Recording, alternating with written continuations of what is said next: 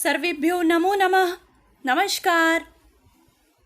स्वागत है आपका सरल संस्कृत सुगम संस्कृत में और मैं हूँ प्रतिभा दीक्षित। इस वीडियो में हम वेदांग के विषय में अध्ययन करने वाले हैं। जो वेदों के 6 अंग माने गए हैं, शिक्षा, कल्प, व्याकरण आदि, उनके विषय में इस वीडियो में हम अध्ययन करेंगे कि उनके क्या क्या लक्षण हैं, क्या उनकी विशेषताएं हैं, क्या उनका महत्व है और उनमें से प्रश्न कैसे पूछे जाते हैं परीक्षाओं में।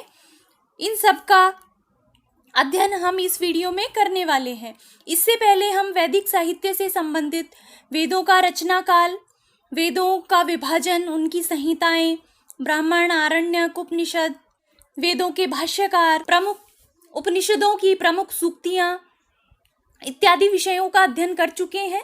तो अगर अभी तक आपने वो वीडियोस नहीं देखे हैं तो आप डिस्क्रिप्शन बॉक्स में जाकर वहां पर वैदिक साहित्य नामक प्लेलिस्ट से उन्हें देख सकते हैं। इसके अतिरिक्त वहां पर व्याकरण से संबंधित, दर्शन से संबंधित कुछ टेस्ट सीरीज, कुछ ट्रिक्स इत्यादि से संबंधित भी वीडियोस हैं, उन्हें भी आप देख सकते हैं।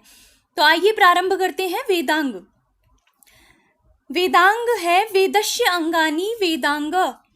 जो वेद के अंग हैं वो वेदांग कहलाते हैं। अब जो अंग शब्द है उसकी व्युत्पत्ति किस प्रकार से हुई है, तो अंगे अन्ते ज्ञायन्ते एभि इति अंगानी, जिसके द्वारा किसी वस्तु के स्वरूप को जानने में सहायता मिलती है उन्हें अंग कहा जाता है। तो यहाँ पर ये जो 6 वेदांग माने गए हैं ये वेदों को जानने में सहायक हैं, वेदों के स्वरूप को उद्घाटित करते हैं, तो इसलिए इनको वेदांग कहा जाता है।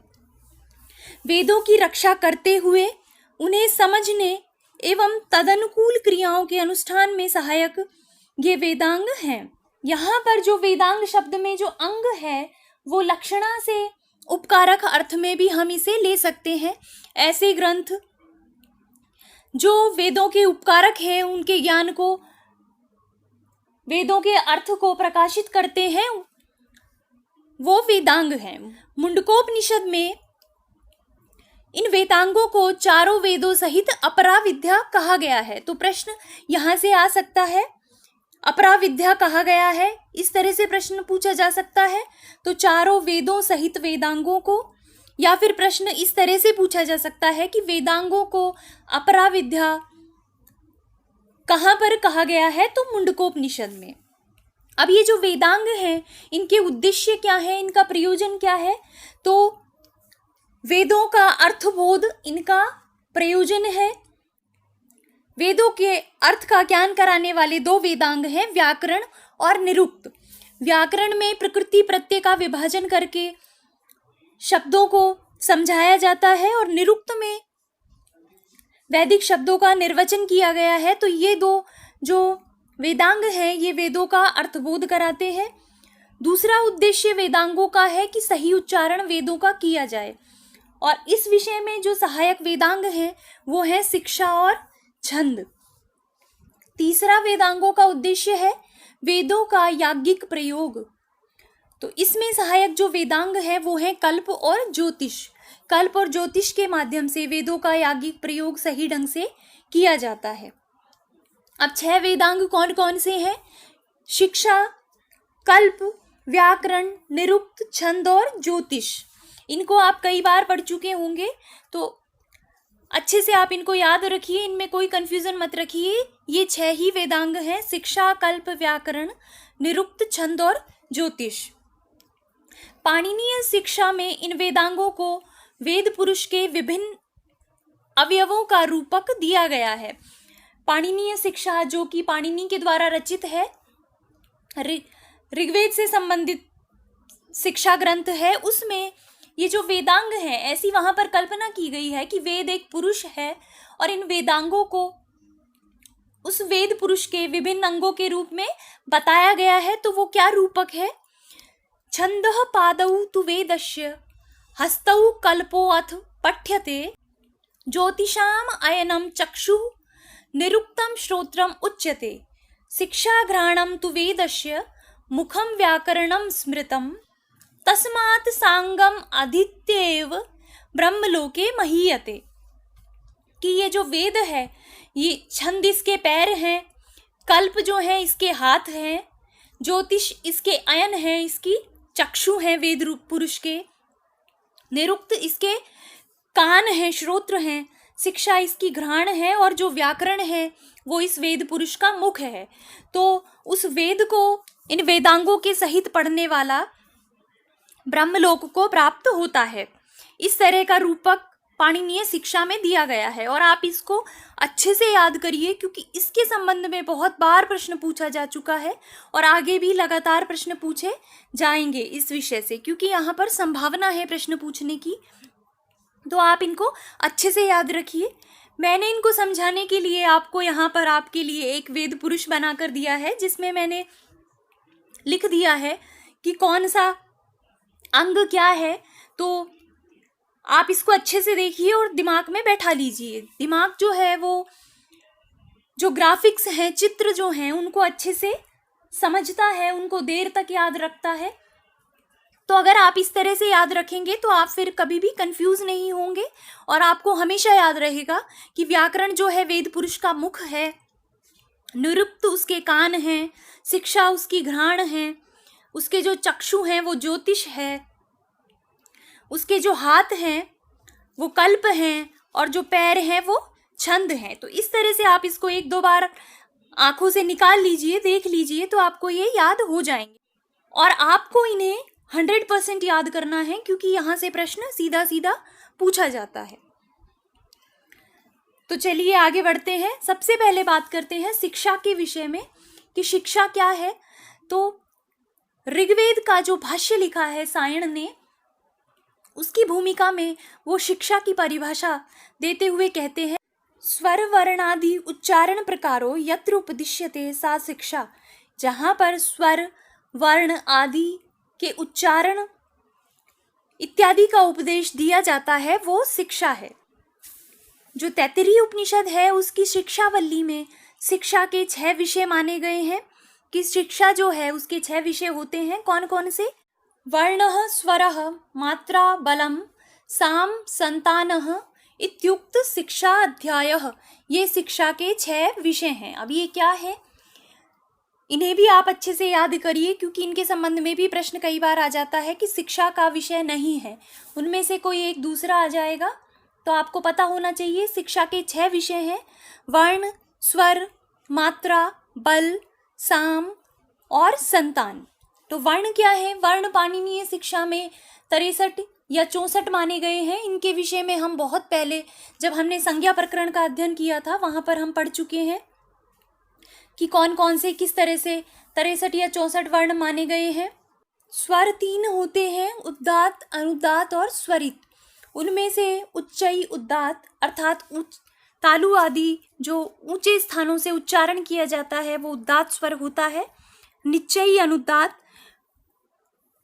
और समाहारः स्वरितः, जो समान रूप से ऊंचे और नीचे स्थानों से उच्चरित किया जाता है, ऐसा स्वर स्वरित स्वर कहलाता है। मात्राएं भी 3 मानी गई हैं। किसी भी वर्ण के उच्चारण में लगने वाला जो काल है वो मात्रा कहलाता है।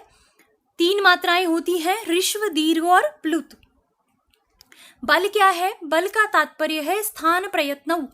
जो 7 उच्चारण स्थान माने गए हैं, तालु, मूर्धा, कंठ इत्यादि, और जो प्रयत्न हैं 4 आभ्यंतर प्रयत्न और 11 बाह्य प्रयत्न, इनके विषय में भी हम संज्ञा प्रकरण में विस्तृत रूप से अध्ययन कर चुके हैं। तो जो स्थान, उच्चारण स्थान और प्रयत्न हैं ये बल कहलाते हैं। साम का तात्पर्य है गुणयुक्त निर्दोष उच्चारण। संतान का तात्पर्य है संहिता या संधि के नियमों के साथ वर्णों का उच्चारण संतान कहलाता है। इसके अंतर्गत वैदिक मंत्रों का शुद्धतम उच्चारण किया जाता है। तो ये जो 6 विषय हैं शिक्षा के 6 विषय हैं। अब शिक्षा से संबंधित ग्रंथों की बात करते हैं। तो जो प्राचीनतम शिक्षा ग्रंथ प्राप्त होता है वो है प्रातिशाख्य। उनको कहते हैं प्रातिशाख्य।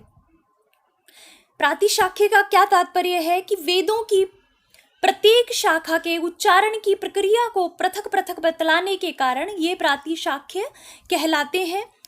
शाखायाम शाखायाम प्रतिशाखम और प्रतिशाखम भवम इति प्रातिशाख्यम। तो अगर आपसे प्रश्न पूछा जाए कि शिक्षा से संबंधित प्राचीनतम ग्रंथ कौन से हैं, तो प्रातिशाख्य। इनमें जो ऋक् प्रातिशाख्य है वो प्रसिद्ध है, प्रचलित है और कई प्रतियोगी परीक्षाओं में ये सम्मिलित भी किया जाता है। ऋक् प्रातिशाख्य जो है वो शौनक के द्वारा रचित है। इनके जो रचयिता हैं वो शौनक माने जाते हैं।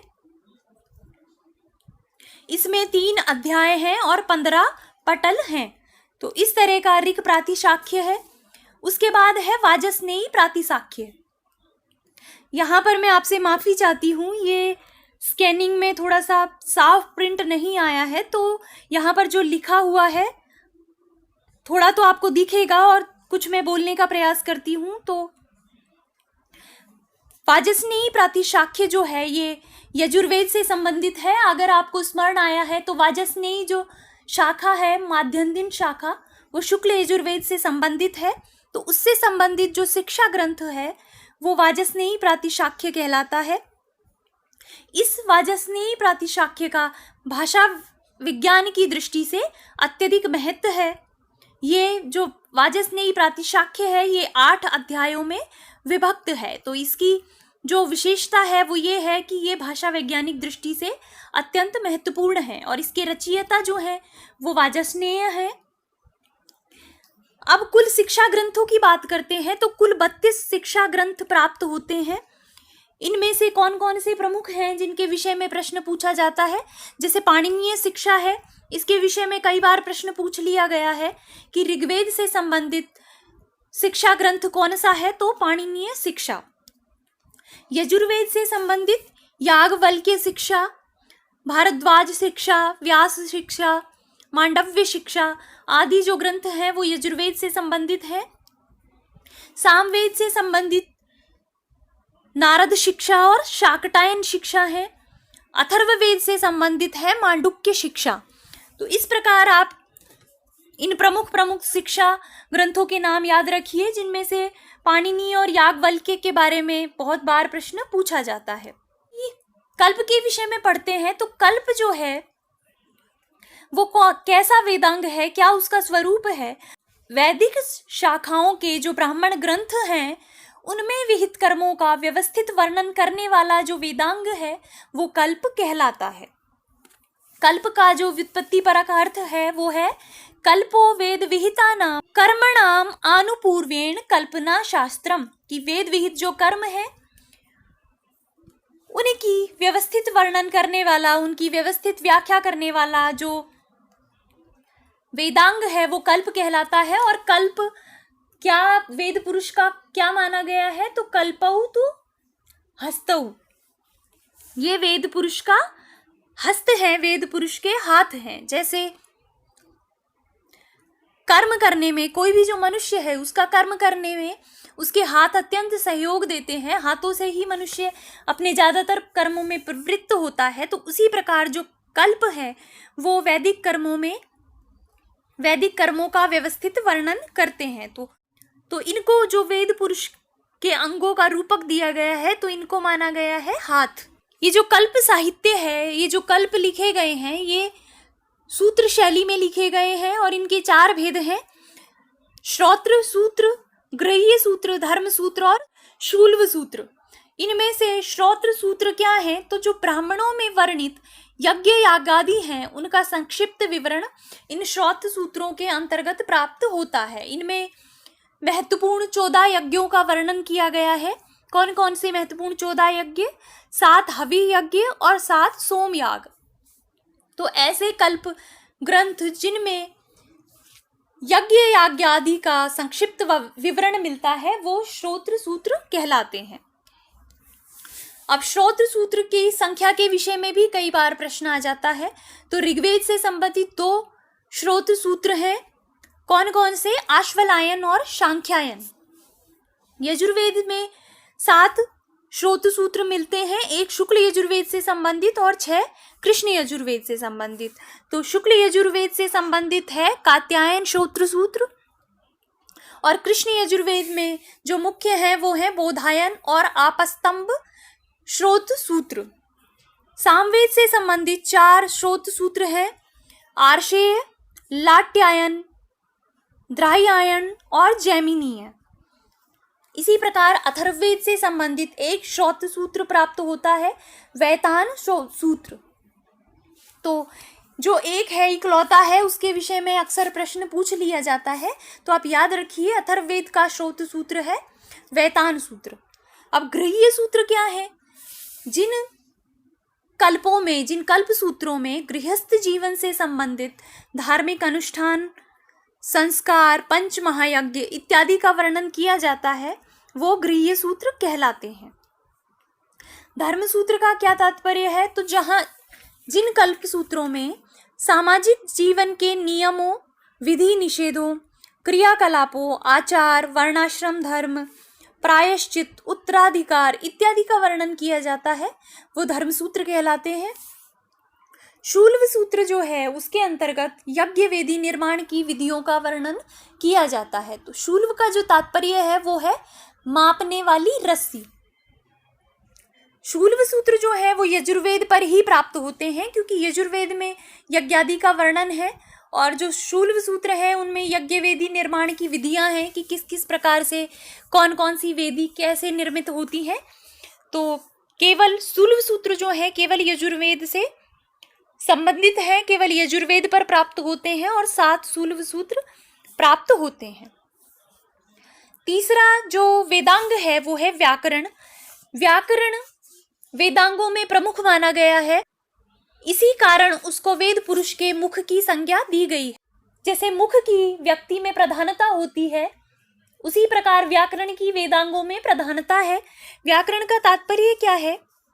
व्याक्रियन्ते व्युत्पादन्ते शब्दानेनिति व्याकरणम, जिसके द्वारा प्रकृति प्रत्यय की विवेचना की जाती है और शब्दों की व्युत्पत्ति की जाती है, वो व्याकरण कहलाता है। व्याकरण का वृषभ के रूप में वर्णन किया गया है, और कई बार यहाँ से प्रश्न आ जाता है, तो आप इसको अच्छे से याद रखिए। चत्वारि श्रृंगा त्रयो अस्य पादा द्वे शीर्षे सप्त हस्तासो अस्य त्रिधा बद्धो वृषभोरोरविति महादेवो मर्त्याम आविवेश। ये महाभाष्य में व्याकरण के संबंध में इसका वृषभ के रूप में वर्णन किया गया है कि इसके 4 सींग हैं, 3 पाद हैं, 2 सिर हैं, 7 हाथ हैं, और ये 3 प्रकार से बंधा हुआ है। इस प्रकार का जो वृषभ है, व्याकरण है, वो रौरव करता है, आवाज करता है।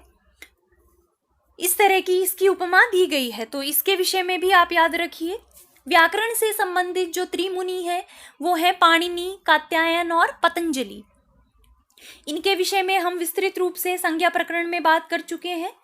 इनकी जो तदुक्ति है, तदुक्ति का तात्पर्य उनकी जो उक्ति है, उनकी जो रचनाएं हैं वो हैं अष्टाध्यायी, वार्तिक और महाभाष्य। पाणिनि ने अष्टाध्यायी की रचना करी, तत्पश्चात कात्यायन ने उन पर वार्तिक लिखे हैं, और जो पतंजलि है उन्होंने महाभाष्य की रचना की है। और ये तीनों पाणिनि, कात्यायन और पतंजलि व्याकरण के त्रिमुनि कहलाते हैं। इनके संबंध में भी प्रश्न पूछा जा चुका है, तो आप इन्हें भी अच्छे से याद रखिए। अब व्याकरण के प्रमुख उद्देश्य क्या है, उसके प्रयोजन क्या है, इसके संबंध में भी प्रश्न पूछा जाता है। तो व्याकरण के 5 मुख्य प्रयोजन हैं। क्या क्या? रक्षा, उहु, आगम, लघु और असंदेह। ये क्या है, इनके विषय में देखते हैं। तो व्याकरण क्यों होती है, व्याकरण का उद्देश्य क्या है, इसके लिए 5 चीजें बताई गई हैं कि व्याकरण रक्षा के लिए होता है, उहु के लिए होता है, आगम के लिए होता है, लघु के लिए होता है, और असंदेह के लिए व्याकरण प्रवृत्त होता है। रक्षा का क्या तात्पर्य है? वेदों के मूल पदों को समझना, वेदों के मूल पदों की रक्षा करना व्याकरण का मुख्य प्रयोजन है, मुख्य उद्देश्य है। उहु क्या है? यज्ञ में आवश्यकता अनुसार प्रकृति रूप में पठित पदों का विकृति पाठ करना, अर्थात विभक्ति आदि का परिवर्तन करना जो है उहु कहलाता है। आगम का तात्पर्य है प्राचीन उद्धरणों से व्याकरण का महत्व समझाना, आगम होता है। लघु का तात्पर्य है भाषा शिक्षा के लिए लघुतम साधन अपनाना, लघुकरण करना, किसी चीज को लघु शब्दों में उसको समझा देना, लघु कहलाता है। और असंदेह का तात्पर्य है किसी विषय में अगर संदेह हो रहा हो तो व्याकरण उस संदेह का निराकरण करता है, असंदेह करता है, और ये इसका मुख्य प्रयोजन है। तो इस प्रकार व्याकरण के 5 मुख्य प्रयोजन हैं, इन्हें आप याद रखिए। चौथा जो वेदांग है वो निरुक्त है। निरुक्त को वेद पुरुष का श्रोत कहा गया है, कान कहा गया है, कर्णेंद्रिय कहा गया है। तो जिस प्रकार किसी व्यक्ति को सुनने के लिए, समझने के लिए कानों की आवश्यकता होती है, उसी प्रकार वेदों के लिए निरुक्त की आवश्यकता है। निरुक्त क्या है? वैदिक शब्दों का निर्वचन एवं उनकी व्युत्पत्ति तथा अर्थ का निर्णय करने वाला जो वेदांग है वो निरुक्त कहलाता है। देखिए, एक निघंटु नामक ग्रंथ है जिसको आप वैदिक शब्दकोश कह सकते हैं, जिसके अंतर्गत वैदिक शब्दों का संग्रह किया गया है। तो उस निघंटु पर व्याख्या टीका के रूप में निरुक्त प्राप्त होता है। तो वैदिक शब्दों की व्याख्या के रूप में निरुक्त हमें प्राप्त होता है। जो निघंटु है उसमें 5 अध्याय हैं और उस पर जो ये निरुक्त लिखा गया है उसमें कुल 14 अध्याय हैं। उसमें मुख्य 12 अध्याय हैं और 2 अध्याय परिशिष्ट में प्राप्त होते हैं। तो इस प्रकार निरुक्त में कुल 14 अध्याय हैं। जो निघंटु है वो जो 5 अध्याय हैं वो 3 कांडों में विभक्त हैं। नैघंटुक कांड, दूसरा कांड है नैगम कांड और तीसरा कांड है दैव। तो जो नैघंटुक कांड है उसकी व्याख्या करते हुए पहले से तीसरे अध्याय तक लिखे गए हैं और इसके अंतर्गत पर्याय शब्दों की विवेचना की गई है। निरुक्त के जो चौथे से छठा अध्याय हैं ये नैगम कांड की व्याख्या करते हुए, इनमें वैदिक शब्दों की कठिनता एवं उनकी अस्पष्टता की व्याख्या की गई है। जो 7वें से 12वें तक अध्याय हैं वो दैवत कांड से संबंधित हैं और इसमें देवताओं की विवेचना।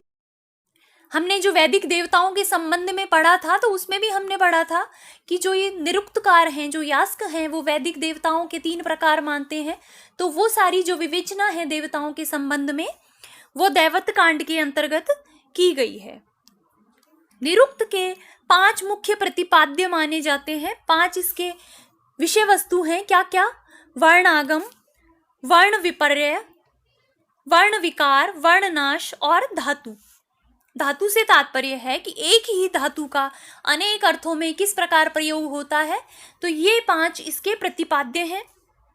इनके विषय में भी प्रश्न आता है तो इन्हें भी आप अच्छे से याद करिए। निरुक्त के 5 प्रतिपाद्य हैं: वर्णागम, वर्ण विपर्य, वर्ण विकार, वर्णनाश और धातु। निरुक्त के अंतर्गत पदों के 4 भेद बताए गए हैं: नाम, आख्यात, उपसर्ग और निपात। इनके अनुसार जो पद हैं वो 4 प्रकार के होते हैं: नाम, पद, आख्यात, उपसर्ग और निपात। तो इनके विषय में भी प्रश्न कई बार पूछ लिया जाता है। वेद का अर्थ जानने के लिए निरुक्त अत्यंत आवश्यक है और निरुक्त को समझने के लिए व्याकरण का ज्ञान आवश्यक है। तो वेदों की जो व्याख्या है, वेदों को समझने का जो कार्य है वो 2 वेदांगों के द्वारा किया जाता है, निरुक्त और व्याकरण। तो निरुक्त जो है उसकी भी महती भूमिका है वेदों को समझने में। अगला जो वेदांग है वो है छंद। वेदों में मंत्र संकलित हैं और मंत्रों का गान किया जाता है और गान के लिए छंदों की आवश्यकता होती है। यद अक्षर परिमाणम तत् छंद, जहां पर अक्षरों की संख्या निश्चित हो, जहां पर गेयता हो, छंदबद्धता हो, वहां पर वो छंद होते हैं। छंद द्विविध होते हैं, मात्रिक और वार्णिक। तो छंदों का जो विस्तृत विवेचन है उसके विषय में हम 2 वीडियो, उन्हें आप काव्यशास्त्र नामक प्लेलिस्ट से देख सकते हैं। वहां पर हमने मुख्य छंदों का अध्ययन किया है और छंद के विषय में जो भी महत्वपूर्ण बातें हैं उनका अध्ययन किया है। तो ये सभी आप जानते हैं कि छंद 2 प्रकार के होते हैं, मात्रिक छंद और वार्णिक छंद, मात्राओं के आधार पर आश्रित जो छंद हैं मात्रिक छंद कहलाते हैं, और वर्णों पर आश्रित जो छंद है वार्णिक छंद कहलाते हैं। छंद का जो प्रतिनिधि ग्रंथ है वो है छंद सूत्र, और ये पिंगल मुनि के द्वारा रचित है, और ये मोस्ट इम्पॉर्टेंट है। इसका प्रश्न कई बार पूछा जा चुका है और आगे भी पूछा जा सकता है। तो छंद जो वेदांग है उसका प्रतिनिधि ग्रंथ है छंद सूत्र। ये जो छंद सूत्र है इसके प्रारंभ से लेकर और चतुर्थ अध्याय तक वैदिक छंदों का विवेचन किया गया है, और बाद में लौकिक छंदों का विवेचन इसमें किया गया है। प्रमुख जो वैदिक छंद हैं वो हैं गायत्री, अनुष्टुप, पंक्ति, त्रिष्टुप और जगती। गायत्री छंद में 3 चरण होते हैं और प्रत्येक चरण में प्रत्येक पाद में 8-8 वर्ण होते हैं। इसी प्रकार अनुष्टुप में 4 पाद होते हैं और प्रत्येक पाद में 8 वर्ण होते हैं। पंक्ति में 5 पाद होते हैं और प्रत्येक पाद में 8 वर्ण होते हैं। इसी प्रकार त्रिष्टुप छंद में 11 वर्णों वाले 4 पाद होते हैं और जगती में 12 वर्णों वाले 4 पाद होते हैं। तो वेदों में पादों की संख्या निश्चित नहीं है कि वहां पर 4 पाद वाले ही छंद होंगे, वहां पर 1 पाद का छंद भी दिखाई देता है और 5 पाद वाले छंद भी दिखाई देते हैं। अब ये बात हम पहले भी कर चुके हैं, लेकिन एक बार यहाँ पे फिर कर लेते हैं कि वेदों में छंदों की इस तरह व्यवस्था है। जैसे गायत्री छंद है तो गायत्री छंद में 24 वर्ण होंगे कुल, 1 पाद में 8 वर्ण हैं तो 3 पादों में होंगे 24 वर्ण। अब अगर कहीं पर गायत्री छंद हो और उसमें 1 वर्ण कम हो तो वो निच्चृत गायत्री कहलाता है, और अगर उसमें 1 वर्ण ज्यादा हो, 24 की जगह 25 वर्ण हो, तो वो भूरिक गायत्री कहलाता है। इसी प्रकार अनुष्टुप है। इसी प्रकार सारे छंदों के संबंध में बात है कि जहां पर कोई छंद हो लेकिन उसमें 1 अक्षर कम हो तो वो निच्चृत होता है, और 1 वर्ण ज्यादा हो तो वो भूरिक होता है। इसी प्रकार 2 वर्ण कम हो तो विराट होता है, और 2 वर्ण ज्यादा हो तो वो स्वराट कहलाता है। इसके संबंध में भी प्रश्न पूछा गया है, तो इसे भी आप याद रखिए। अंतिम जो वेदांग है वो है ज्योतिष। ज्योतिष का तात्पर्य है कि वेद विहित जो कर्मानुष्ठान हैं उनका समुचित काल जानने के लिए ज्योतिष की आवश्यकता होती है। जो यज्ञ आदि का विधान किया गया है वेदों में, जो यज्ञ आदि बताए गए हैं उनको कब करें, कौन सी तिथि में करें, किस समय करें, कौन से वार में करें, कौन से नक्षत्र में करें, तो इस प्रकार काल की जानकारी के लिए ज्योतिष जो वेदांग है वो हमारी सहायता करता है। इसके लिए ज्योतिष की आवश्यकता होती है। ज्योतिष का जो प्रतिनिधि ग्रंथ है वो है वेदांग ज्योतिष, और इसके जो रचयिता हैं वो है आचार्य लगध। इसे भी आप याद रखिए। यहाँ पर इन्होंने ज्योतिष की महत्ता बताते हुए कि वेदा ही यज्ञार्थम अभिप्रवृत्तः कालाभिपूर्वा विहिताश्च यज्ञः तस्मात् इदं काल विधान शास्त्रम यो ज्योतिषम वेद स वेद यज्ञम। कि ये जो ज्योतिष है ये काल के विषय में बताता है यज्ञों के, तो जो ज्योतिष को जानता है वो यज्ञों को जानता है। तो ये ज्योतिष की महत्ता है, उसका महत्व है कि यज्ञ को जानने के लिए ज्योतिष का ज्ञान आवश्यक है। जो लगध मुनि द्वारा रचित वेदांग ज्योतिष है इसके 2 पाठ प्राप्त होते हैं। आर्च ज्योतिष जो ऋग्वेद से संबंधित है, और याजुष ज्योतिष जो यजुर्वेद से संबंधित है। ज्योतिष के अंतर्गत पंचांग का विवरण प्राप्त होता है। पंचांगों में क्या क्या होते हैं, तो तिथि, वार, नक्षत्र, योग और करण, ये पंचांग में सम्मिलित होते हैं। तो इन्हें भी आप याद रखिए। तिथि, वार, नक्षत्र, योग और करण ये पंचांग कहलाते हैं ज्योतिष में। ज्योतिष से संबंधित कुछ प्रमुख ग्रंथ हैं जिनके विषय में भी कई बार पूछ लिया जाता है, तो इन्हें भी आप याद रखिए। आर्यभट्ट का आर्यभट्टीय है जो ज्योतिष से संबंधित है। वराह मिहिर द्वारा रचित बृहद जातक, ब्रह्मगुप्त द्वारा रचित ब्रह्मस्फुट सिद्धांत और खंड, भास्कर आचार्य द्वारा रचित सिद्धांत शिरोमणि, और देवज्ञ नीलकंठ द्वारा रचित ताजिक नीलकंठी। ये कुछ प्रमुख ज्योतिष के ग्रंथ हैं। तो ये वेदांतों का एक संक्षिप्त विवेचन है जिसके विषय में अक्सर परीक्षाओं में प्रश्न पूछ लिए जाते हैं। तो आप यहाँ से अच्छे से पढ़िए, वीडियो को ध्यान से देखिए, जो प्रश्न आता है वो लगभग यहाँ से कवर हो जाएगा। तो इस वीडियो को हम यहीं पे समाप्त करते हैं। अगर आपको ये पसंद आया है तो आप इसे लाइक करें, अधिक से अधिक शेयर करें, और अगर अभी तक आपने चैनल को सब्सक्राइब नहीं किया है तो चैनल को भी सब्सक्राइब कर लें और बेल आइकन को भी प्रेस कर दें, जिससे आपको आने वाले वीडियोस के नोटिफिकेशंस मिल सकें। तो मिलते हैं नेक्स्ट वीडियो में एक नए विषय के साथ। तब तक के लिए धन्यवाद।